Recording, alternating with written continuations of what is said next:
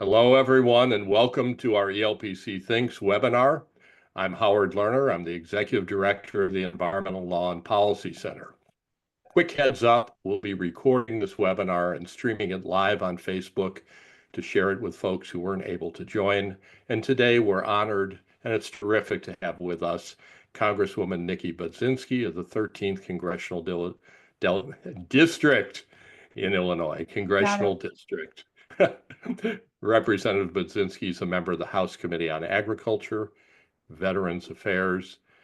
She's a member of the Sustainable Energy and Environment Coalition, where she founded the Climate Jobs Task Force. This term, she's also serving on the New Democrats Coalition as Vice Chair for Policy. We're going to have a bit of a discussion between the Congresswoman and myself. If we have time, we'll open it up. If you have a question, please put it in the Q&A box, and we'll do our very best to get to as many questions as we can. So, Congresswoman, thank you for being here today. Thank you for joining us. Thank you so much, Howard, to be with you. It's wonderful to have this chance to have this conversation. So thank you. All right. It's 100 days now of the Trump administration. What's your take on the first 100 days? You know, I was trying to think, well, what's one word that would summarize what this first 100 days would be like, has been like. I'd probably say chaos. I mean, it has been so chaotic at every level of government. I mean, we have seen, quite frankly, the full all-out assault on the federal workforce in Washington, the dismantlement of a lot of the agencies that I know we care very deeply about. Agencies like the Environmental Protection Agency, the Consumer Bureau of Protection, things that are really protecting the working families that I represent back in the 13th District and helping to ensure that they get benefits, Social Security Administration, you name it. And then you couple it with a tax package that the Republicans are putting forward, and we are just now in Congress beginning the process of what they call markups, which means that parts of this tax package are starting to move their way through House committees. We're going to have a big markup in the House Agriculture Committee happening in the end of the first week of May, where we're going to be debating what they're putting forward, which is $230 billion of cuts to SNAP. And as something that I've cared very deeply about is protecting conservation programs, protecting the federal investments in the Inflation Reduction Act that have helped us to kind of really re-envision what our energy economy, building toward a clean energy economy, is going to look like. There's so much at stake, and the Trump administration really, with this flurry of executive orders, more executive orders than I think any president in history in their first 100 days has ever signed. It's been very chaotic. And I also use the word, Howard, uncertainty. I hear a lot about uncertainty and how that is paralyzing a lot of different aspects of our economy. You know, you were talking a moment ago about the Farm Bill, agriculture, enormous part of Illinois, business sector, and the way people live. In the SNAP program, Supplemental Nutrition Assistance Program, a lot of us call food stamps, that make a difference for people in helping them bridge at hard times in their lives. Farm Bill, historically, we all know, has been bipartisan. Yes. There have been battles between Midwestern interests in corn and soy and, Texas and Mississippi when it comes to cotton and rice. You know it. Yep. Farm Bill didn't get done last congressional session. No. Even though it was time to have it done. How do you see that playing out in the Well, budget process? You're formerly at the Office of Management and Budget. You're a budget expert coming into Congress. How's this going to play? Wow. Well, I would say I'm trying to draw upon my previous experiences in government, certainly, to help me kind of as we're looking at what has been a pretty turbulent time, obviously, in Congress. Getting a farm bill done, to your point, Howard, has largely been bipartisan. The House Agriculture Committee has been one that has largely seen a lot of bipartisanship cooperation. And sadly, I think through our reconciliation process, when I say reconciliation, just to mention to your viewers, that is the tax package that we're talking about here.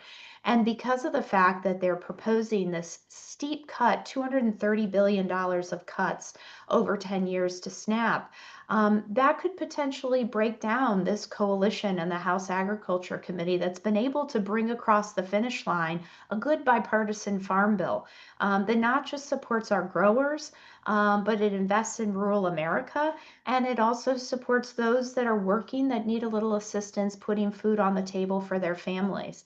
I would just remind you, we had a markup, a farm bill version that was drafted exclusively by the House Republican majority, come before our House committee. I voted against that last Congress. And one of the reasons was I really wanted to see us be able to protect the $14 billion of climate smart agriculture dollars that was a part of the Inflation Reduction Act. The Republicans would not agree to putting climate smart guardrails, basically meaning that that $14 billion would be able to be used by farmers for its intended purposes, which is for conservation practices, not to siphon some of that money off. To help against some of those southern commodities growers that you mentioned, the corn and I'm sorry, not corn, but cotton, peanut, and rice farmers. We wanted to see that money protected for conservation. Also, last Congress, part of the reason that this farm bill didn't actually get to the House floor was there was $30 billion of proposed cuts to SNAP. Democrats opposed that. And fast forward to today, that price tag now is 230 30 billion, just million. to give you a real scope of how deep these cuts are that are being debated today. And the reality of it is you got to ask yourself, what do they want this money for? What they want this money for is to give folks at the very top of the income bracket in this country a tax break. We know that the tax package that they're proposing, these cuts to conservation programs, the elimination potentially of some of those clean energy tax credits that we're working so hard to try to protect, they want to take that money so that 70% of the benefits of their tax package can go to the top 5% in this country. And that's what's at stake. We have to protect the working class, the middle class in this country, and make sure that we're continuing to make these investments in climate smart agriculture. That's so important. You know, when we talk about the Farm Bill having been bipartisan, if you go Hmm. back in history, the SNAP program Yeah. was a deal brokered by Senate Republican leader Bob Dole of Kansas with Oh. urban legislators, mostly Democrats. So you had the leading Republicans from farm states working together with leading urban legislators, mostly Democrats, on a Hmm. bipartisan basis saying, this makes sense. It makes good sense for farmers. It Hmm. makes good sense for people who need a little bit of a help when it Yep. comes to buying food. Bipartisan. Uh, you mentioned climate. Talk for a minute about the Rural Energy for America program, REAP, Reap. It's which so important. Yeah, as you know, ELPC. Howard. I worked with Dick Lugar and Tom Harkin, Oh, you did. Republican and Democrat, to create that program. Um, Thank you. that's under challenge. It You're is welcome. yeah, And it means a lot for people in your district and around Illinois. Talk a little bit about it, would you? very much. And I, again, thank you, Howard, for your leadership on that. You're REAP welcome. has been a tremendous asset to, all corners of this country. My district in particular benefited from 42 different REAP grants, helping to invest in loan programs, grant programs, energy efficiencies for small businesses. I know in my district in Champaign, for example, a local food co-op, Solo Gratia, has been able to take advantage of that. It enables companies, businesses, small businesses to become more energy efficient, to install solar panels, to save on energy prices. One of the things that has been very alarming, and I know you've been following this, I'm sure, very closely, Howard, is this administration, even though communities and businesses, farms have been awarded these loan programs, these grant programs through REAP, this administration has decided to freeze those dollars right now. And what I'm Right. hearing a lot from the beneficiaries, the 42 beneficiaries in my district, is they've oftentimes already spent this money. This was a commitment once they were awarded this these REAP grants, they went out and made those investments in their businesses. They installed solar panels. They took the next step of doing those energy efficiency work that they needed to do. And now those bills are coming due. And when I was talking about at the beginning of the call, you're asking about the first 100 days, this layer and level of uncertainty.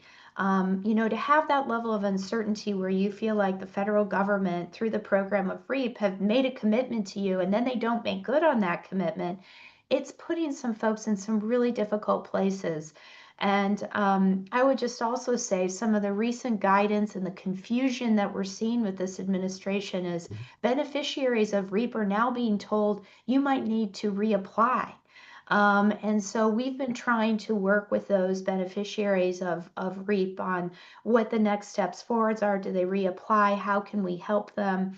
But the ground is constantly shifting in this new administration, and the level of anxiety and uncertainty that it is creating, I can't underscore that enough. But REAP is just one of those examples. It's a great Yeah. program, Howard, but we need to get that money back to flowing. And that's how the chaos and uncertainty weighs upon, people, Yeah, not stories or something that somebody made up, but real people who are doing things, rural small businesses, farms, yeah, ranches around the country. yeah. That program began, it was Section 9006, an entirely new program in the 2002 Farm Bill. One of the Mhm. proudest things I have is a letter jointly signed by Senator Tom Harkin, Yep, Democrat of Iowa, Senator yep. Dick Lugar, Republican of Indiana, thanking me and the LPC for our work on it. I mean, you think about it, here Wow. are the two, leading farm state Yeah, Democrats, Republicans who've been chairing the Senate Ag Committee, and they're jointly writing a letter saying thanks. Today, um, harder we to need to see get where back. that would happen. Yeah, we need to I'll get back send it to to you. We're that. really proud of Yeah, it. you should be. Talk That about should the be framed. conservation. It is Yeah. framed. It's on my Is wall. I am oh, really proud good. of it. I'll You send it to you. should be. It's a Please. delightful letter written, signed by the both of them, by Tom and Dick, saying thank you. Democrat, Yeah, Republican, bipartisan. The Farm Bill 2002, conservation programs. You mentioned that earlier. yeah, yeah. Talk about how you see that playing out, how it gives farmers opportunities to invest in Yeah. a wide range of practices that help conserve soil, protect water, do good things for wildlife. Absolutely. So in central and southern Illinois, the district that I represent, we have some of the best black soil in the country. But we know with the changing climate, and I feel like I'm sure you see this on the news just like I do. There's another natural disaster that hits a community. Extreme climate events are certainly on the rise, and all of these extreme events are impacting our soil. We have to be working with our growers in central and southern Illinois to do more to make sure we're protecting that great soil that we do have. And conservation practices are just one of those ways that we can help to work with farmers to encourage them to utilize those programs. Through the Inflation Reduction Act, there were carrots, if you will, like a carrot and stick Right, scenario. There were carrots to kind of incentivize growers to take advantage of cover crop programs, for example. right. But these are the type of kind of common sense programs that we want more of our growers to adopt. But in order to get them to do that, sometimes we need to kind of incentivize that process. We were in the process of really doing that. And I think some of my concerns, again, I mentioned that $14 billion of climate smart agriculture dollars out of the Inflation Reduction Act. A lot of that was really just intended to help to incentivize and increase conservation practices in our farmland. And so it's something that I've been trying to encourage. Congresswoman Shelley Pingree and I have really tried to be leaders in the on the House Agriculture Committee to shine a light on the importance of conservation practices and the fact that we need to be funding these practices and helping to continue to incentivize farmers to take advantage of them. You have to love that. A congresswoman from Maine and a Yes. congresswoman from Illinois. Yes. where Shelley's Shelley comes from. wonderful. Yeah. Yeah. So talk a little bit about just on, for example, the clean energy tax credits. Yeah. So much, the New York Times, others have mapped how much goes into red states, how much goes into blue states, how much goes into purple states. But from Yeah. what you can tell, a heck of a lot that went into, red state congressional districts. Are you seeing some support uh, from some Republican members on the clean energy tax credits where it's provided terrific benefits for their district, good for jobs, good for the environment, good for economic growth? Or is this just wholly divided? Are there some bridges? I think we need to keep working on building more of those bridges because this is so important that we maintain those tax credits. We are seeing some Republicans step forward because, to your point, Howard, the Biden administration didn't just make these investments in blue states and blue districts. They really truly made them where the need was, and a lot of that need and that investment was needed in red areas of our country. And so there are Mhm. direct benefits that Republicans have had in their districts with these tax credits. So, there was at the beginning of this Congress, I think about 16 House Republicans that signed on to a letter urging the administration to maintain them. And then we saw another letter come out where 20, Mhm. I can, 20 is, there's well over 200 House Republicans. So Well, 20 though, with a margin of what is it, 4 votes or four something? votes, that's So 20 true. matters. That's right. That's right. It Yeah. does. And that's why I agree. And I commend those Republicans for stepping forward and putting Mhm. their name on a letter because in the environment that we're in Washington, that is honestly not an easy thing to do. So Yeah. a credit to them for doing that. But I think we need to continue to educate on the benefits of how these tax credits directly benefited all areas of the country, and in particular the red areas of the country, to help make the case that we need to protect these tax credits. I very much think that they are on the table, on the chopping block here. And so I think that it is incumbent upon all of us that care so deeply about them that we make the case to Republican and Democratic offices that we need to be speaking up. You had mentioned I'm a member of SEEK, the Sustainable Energy and Right. Environment Coalition, which I'm um Tell us a little bit about it. I yeah, know you're proud of it, and it's I really it's good work being done by congressional members. it is. And they, we're co-chaired. Congressman Mike Quigley, actually from Right. Chicago, is one of our co-chairs. And so one of the things that SEEK has really done is, I think, done a great job of breaking up into kind of strike forces, is what we're calling them, to really try to work to educate and mobilize people around those that care about those tax credits to make the case that we need to be doing everything we can to protect them.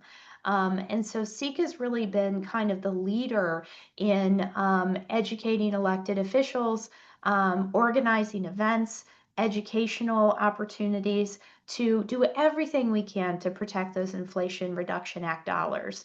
And it's a pragmatic group of folks that care very deeply Right. about the environment. And so, I think they're doing great work. We certainly have a lot of work ahead of us, though. Well, as we say, good for jobs, good for economic growth, good for the Yes. environment. It all fits together. And when you're talking about, how much investment in red states, blue states, I'm reminded of President Obama, his famous speech at the Yeah, Democratic Convention. There are no red states, there are no blue states, there's just the United States that's of right. America, and we need to get back to that. And just a Absolutely. couple of quick questions for you. Sure. What are you hearing about most from your constituents? I mean, Mm, you're having meetings, you're getting a lot of phone calls, letters. yeah. You work, you have a long, complicated district that cuts across many parts of Illinois. Yeah. What are you hearing most from folks? Well, it's interesting, Howard. We had a town hall 2 weeks ago. I had 400 people show up. Wow. Yes. And I heard a wide range of issues, but I would say something that was a feeling that was expressed was really anxiety. I mean, there's a lot of fear out there that I heard in the town hall, whether it's from seniors in the district that are concerned about what's happening with the Social Security Administration. Again, this administration had initially told folks that they were going to eliminate the phone operators that seniors rely on to call in regarding their benefits. They ended up reversing that. But there's a lot of misinformation out there. People are looking and hungry to do things. One of the things that the Tell administration, us what we should do. yeah, what you should, well, I think the thing You, that, you think like an advocate, yeah, Congressman, you run campaigns, you run your campaign. yes. What should we be doing? I think it is really important to one, tell your story, tell the story of impact. We all care very deeply. I mentioned Social Security. We talk a lot about climate and the environment.